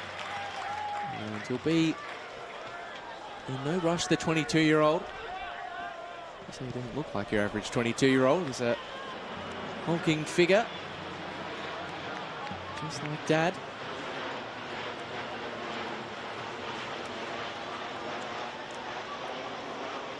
For a team who fancy your chances reaching the quarterfinals in the Australian Championship. As the ball comes forward, Krislovic can't make clean contact. Really good chance there for Krislovic to get Sydney United on the scoreboard in the tail end of this game. Really should have at least made Kulutz to do some work. Got in front of his defender well. The execution on the finish wasn't quite up to the task. He's put himself in some good positions since coming on at half-time. Of course, had that header onto the crossbar. He's gone closer than any other. As the full-time whistle sounds on a very happy return to Leichhardt Oval for West Apia. The first win against Sydney United in 971 days. And the rest of the Australian Championship better be watching, because West Apia have put them on notice with a swashbuckling showing in the Inner West. 4-0 winners against their New South Wales rivals. After 7 games without a positive result against the one team who was able to get the beating of Franco Parisi time after time. This will be a very sweet taste of victory atop the Group D table. All smiles for Dom Costanzo, who scored the last of 4 goals, the only goal of the second 45. As Apia will head west with 2 wins from 2 to their name. The full-time score from Leichhardt Oval: West Apia 4, Sydney United 0.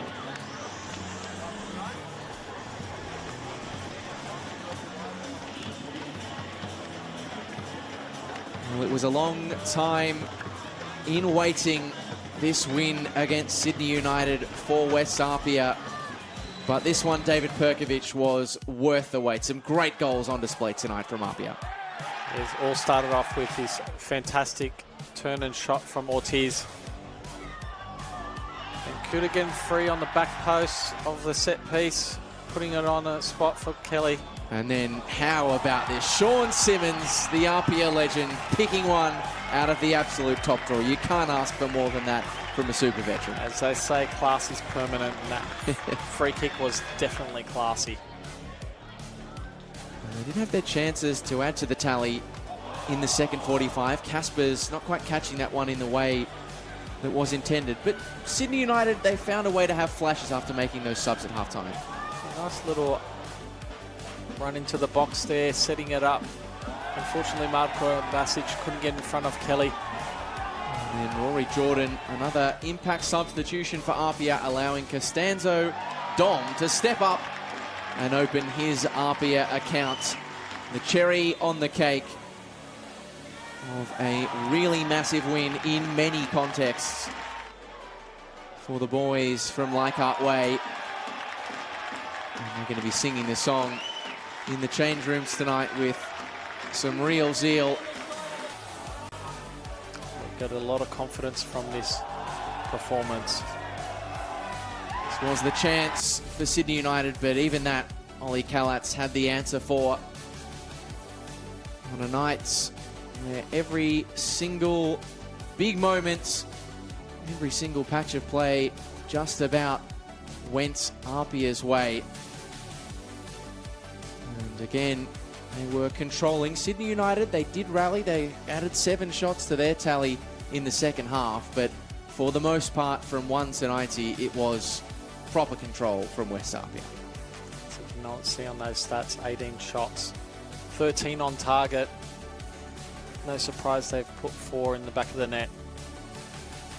Well, West Apia puts on a show in New South Wales' first taste of Friday night football in the Australian Championship, and there is plenty more on the way this weekend. A all New South Wales Super Saturday as Marconi Stallions host South Hobart in the early kickoff before the South Coast makes its Australian Championship debut as Wollongong Wolves host Heidelberg United. On come the Sunday fixtures, where there are more games in New South Wales and across the country as well. Plenty to look forward to in round 2. And plenty will be talking across the weekend about Sean Simmons' goal in a 4-0 Apia rout. Watch out for this team in the Australian Championship. We sign off from Leichhardt Oval, where the full-time score was APIA 4, Sydney United 0.